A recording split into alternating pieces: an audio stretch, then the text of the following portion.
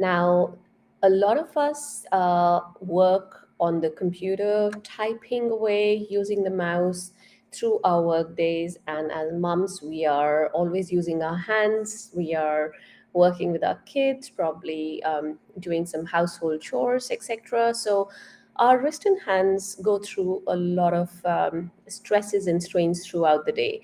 And sometimes we end up with wrist and hand pain. So let's look at what are the possible reasons that you could have pain in your wrist and hand.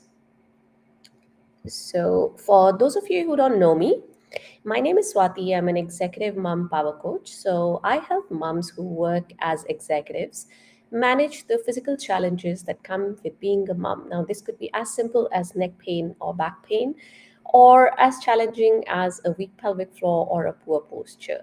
Now, I help you through all these stages of motherhood. And yeah, so today we're going to talk about wrist and hand pain, something that moms commonly face. Now, if you did not watch my last video, we spoke a lot about, in details about carpal tunnel syndrome. So basically, you for those who didn't watch the video, let me just briefly tell you what it is. So in your wrist, there is a couple of bones that make a narrow tunnel through which one of your nerves passes through. That is the median nerve. And if that median nerve gets compressed or irritated in that bony tunnel, then you can have tingling, numbness, burning, or just simply pain going up into your thumb, your index finger, middle finger, and this half. So the half that is towards the middle finger, this half of the ring finger. So depending on which part of your nerve is irritated or compressed, you'll feel those symptoms.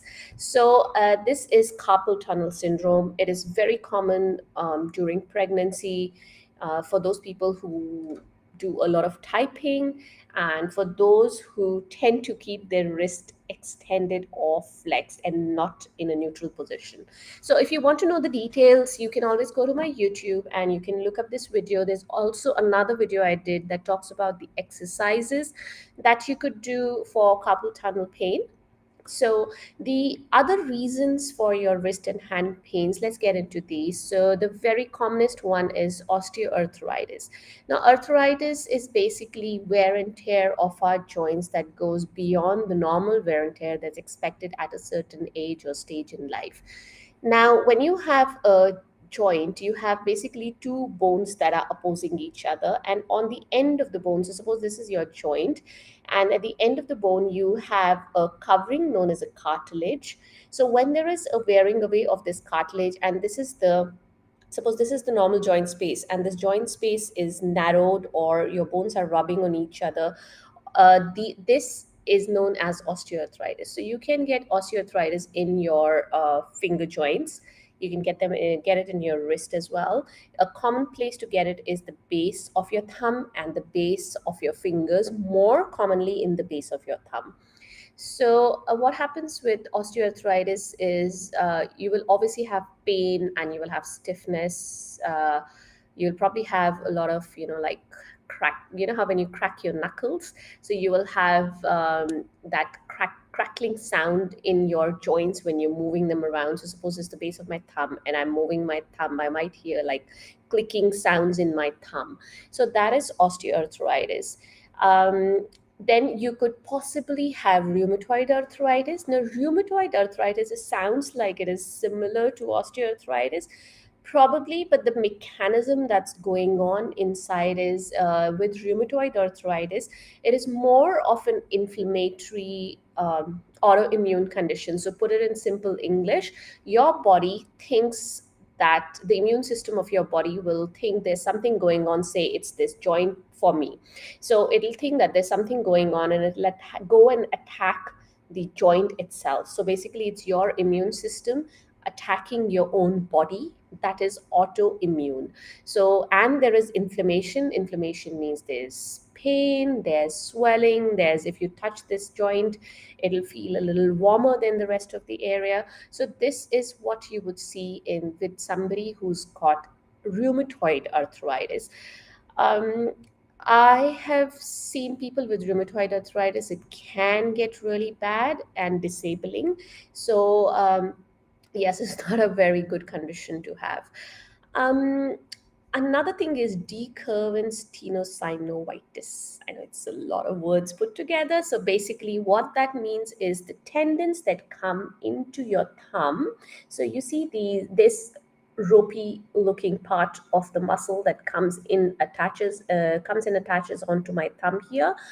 These tendons sometimes, this particular tendon and okay, there's tendons all around basically. So there's tendons that are going into your thumb that can get inflamed, and this is commonly seen in professions like hairdressers, where you're holding a scissor, and this is the action that you do with the scissor. So you see how my thumb is repeatedly going through this action here. So you, usually people with these professions, whether you're using their thumb a lot, or if you're one of those gamers or you keep texting on your phone and you're using your thumb a lot, it could lead to decurvens tenosynovitis. Basically, it's tendinitis. It's basically an inflammation in the tendon in your thumb. There's this some person who called decurvens who discovered it, so that's why it's named after him. So simply put, it's just an inflammation of the thumb tendons. So these are the more commoner reasons why you would have wrist and thumb and finger pain. So basically hand pain, and of course because these tendons, like the one that is going into your thumb or what is happening around here, could also the arthritis that's happening around your hand could also affect your wrist. So these are the common reasons why you can have wrist and hand pain. Now, what do you do when you have this pain? So obviously you go to your doctor, he gives you a diagnosis, and you work around that diagnosis with your doctor, your healthcare professionals, your physical therapist, etc., etc.